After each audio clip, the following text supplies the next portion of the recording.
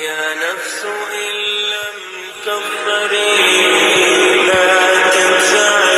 السلام عليكم ورحمة الله وبركاته. ሰላም ውድ የኩርሉስ ሚዲያ ቤተሰቦች፣ ዛሬ የምንነጋገረው እጅግ አስፈሪ እውነተኛና የአንዳንዱ ሰው ሊያውቀው ስለሚገባው ታላቅ ቀን ነው። ስለ ዕለተ ቂያማ የመጨረሻው ቀን። ይህ ቀን መቼ ነው? በዚያ አስፈሪ ቀን ምን ይከሰታል? ቁርአንና ሰሂህ የሆኑ የነቢዩ ሰለላሁ ዐለይሂ ወሰለም ሐዲሶች ስለዚህ ቀን ምን ይሉናል? እስከ መጨረሻው አብራችሁን ቆዩ። ሁሉ ነገር የሚጀምረው በአላህ ፍቃድ መልአኩ ኢስራፊል የመጀመሪያውን ጥሩምባ ሲነፋ ነው። ይህ ድምፅ ሲሰማ በምድርም በሰማይም ያለው ፍጡር በሙሉ በድንጋጤ ይረግፋሉ።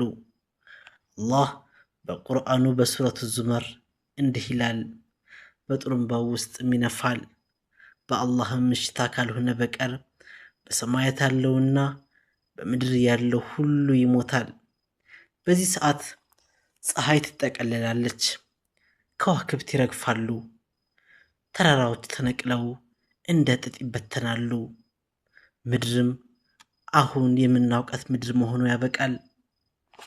ያ ቀን ለተጸጸቱቶች በሩ የሚዘጋበት ቀን ነው። ያ ቀን ምስጢሮች ሁሉ ይፋ የሚወጡበት ቀን ነው። አዎ፣ ያ ቀን መላእክት በፍጥነት የሚንበረከኩበት ቀን ነው።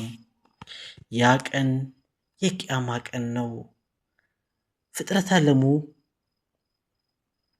በደረቅ ጭርታ ተውጦ ሳለ አላህ እስራፊል የተባለውን መላኢካ በመቀስቀስ የመሰብሰቢያ ጥሩምባውን እንዲነፋ ያዘዋል። መላእክቱም በትእዛዙ እጅ በመንሳት በዕለቱ የተዘጋጀውን ጥሩምባ በከፍተኛ የድምፅ ኃይል ሲነፋ ነፍስ ያለው ነገር በሙሉ ይነሳል። ሰዎች፣ ጅኖች፣ መላእክት፣ እንስሳዎች እና ሌሎችም ፍጥረታት በሙሉ ይቀሰቀሳሉ።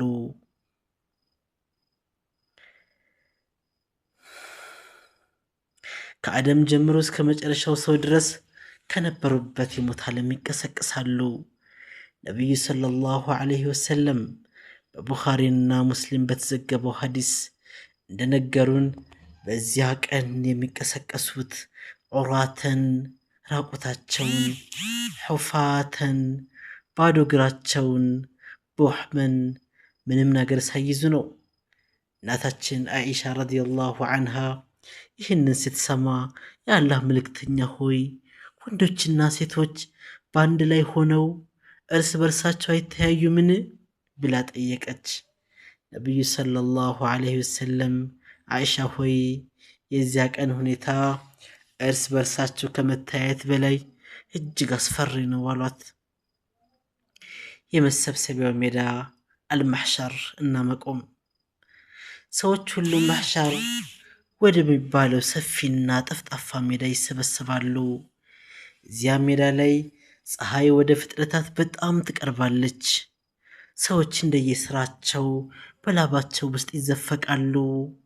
አንዳንዱ እስከ ቁርጭምጭሚቱ፣ አንዳንዱ እስከ ጉልበቱ፣ አንዳንዱ ደግሞ ላቡ አፉ ላይ እስኪደርስ ድረስ ይዋኛል። በዚህ እጅግ ጨካኝ በሆነ ሙቀትና ጭንቀት ውስጥ አላህ ከቀኑ ጥላ በስተቀር ምንም ጥላ በሌለበት በዚያ ቀን ለሰባት ወገኖች ልዩ ጥላ ያደርግላቸዋል። እነርሱም አንደኛ ፍትሃዊ መሪ፣ ሁለተኛ አላህን በመገዛት ያደገ ወጣት፣ ሶስተኛ ልቡ ከመስጅድ ጋር የተሳሰረ፣ አራተኛ ለአላህ ብለው የሚዋደዱ ሰዎች፣ አምስተኛ ውብና የተከበረች ሴት ለኃጢአት ስጠራው እኔ አላህን እፈራለሁ ያለ ወጣት፣ ስድስተኛ ቀኝ እጅ ያበረከተችውን ሰደቃ ግራ እጁ እንኳን የማያውቅ ድብቅ ምጽዋት የሚሰጥ፣ ሰባተኛ አላህን በመፍራት የምታለቅስ ዓይን። የታላቁ አማላጅነት አሸፋዑ አልዑዝማ። መቆሙ ሲረዝም ለሺህ ዓመታት ያህል ጭንቀቱ ከሰዎች አቅም በላይ ይሆናል። ሰዎች ሂሳብ እንዲጀመርላቸው ወደ ታላላቅ ነቢያት አደም፣ ኖህ፣ ኢብራሂም፣ ሙሳ፣ ዒሳ እየሄዱ ይጠይቃሉ። ሁሉም ነቢያት ነፍሲ ነፍሲ በማለት ፍርሃታቸውን ይገልጻሉ። በመጨረሻም ወደ ነቢያችን ሙሐመድ ሰለላሁ ዐለይሂ ወሰለም ይመጣሉ። እሳቸውም አነ ለሃ እኔ ለሷ አለሁ ይላሉ። ከዓርሽ በታች ወድቀው ስጁድ ያደርጋሉ። አላህንም ያመሰግናሉ። አላህም ሙሐመድ ሆይ ራስህን አንሳ፣ ጠይቅ ትሰጣለህ፣ አማልድ፣ አማላጅነትህም ተቀባይነት ያገኛል ይለዋል። ይህ ታላቁ ሸፋዓ ይባላል። የሥራ መዝገብ መበተንና ሚዛን። ከዚህ በኋላ ፍርዱ ይጀምራል።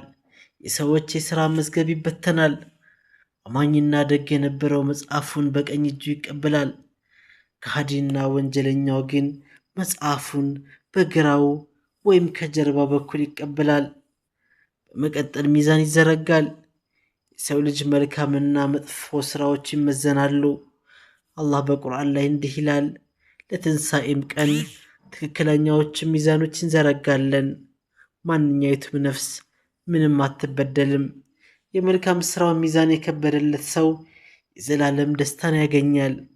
የመጥፎ ሥራው ሚዛን የከበደበት ግን ከባድ አደጋ ይጠብቀዋል። የሐውድ ወንዝና ሲራጥ። ከምርመራው በኋላ አማኞች ከነቢዩ ሰለላሁ ዐለይሂ ወሰለም እጅ ፈሳሽ የሚጠጡት የሐውድ ውሃ ይዘጋጅላቸዋል። ከዛ የጠጣ ሰው ዳግመኛ አይጠማም። በመጨረሻም በጀሃነም ላይ የተዘረጋው ሲራጥ የተባለው ድልድይ ይመጣል። ይህ ድልድይ ከፀጉር የረቀቀ ከሰይፍ የሰላ ነው ተብሏል። ሰዎች በላዩ ላይ እንደየስራቸው ያልፋሉ። አንዳንዱ እንደ ብልጭታ፣ አንዳንዱ እንደ ንፋስ፣ አንዳንዱ በፈጣን ፈረስ ሩጫ፣ አንዳንዱ ደግሞ እየተንገዳገደ ይሄዳል። በድልድዩ ግራና ቀኝ ያሉ መንጠቆዎች ወንጀለኞችን እየጫሩ ወደ ጀሃነም ይጥሏቸዋል። አማኞች ግን በሰላም አልፈው ወደ ጀነት መግቢያ በር ይደርሳሉ። ውድ ተመልካቶቼ የቂያማ ቀን ተረት አይደለም፣ ሁላችንም የምንቆምበት ፍጹም እውነታ ነው። ጥያቄው ይህ ቀን መቼ ነው ሳይሆን እኛ ለዚያ ቀን ምን አዘጋጀን የሚለው ነው። አላህ በዚህ አስፈሪ ቀን ከሚጠለሉት፣ መጽሐፋቸውን በቀኝ ከሚቀበሉትና ሲራጥን በሰላም አልፈው ጀነት ከሚገቡት ያድርገን። ቪዲዮ ከተመቻችሁ ላይክ፣ ለሌሎች እንዲደርስ ሸርና አዳዲስ ቪዲዮዎች እንዲደርሷችሁ ሰብስክራይብ ማድረጋችሁን እንዳትረሱ። በሚቀጥለው ቪዲዮ እስከምንገናኝ ወሰላሙ ዓለይኩም ወራህመቱላሂ ወበረካቱሁ።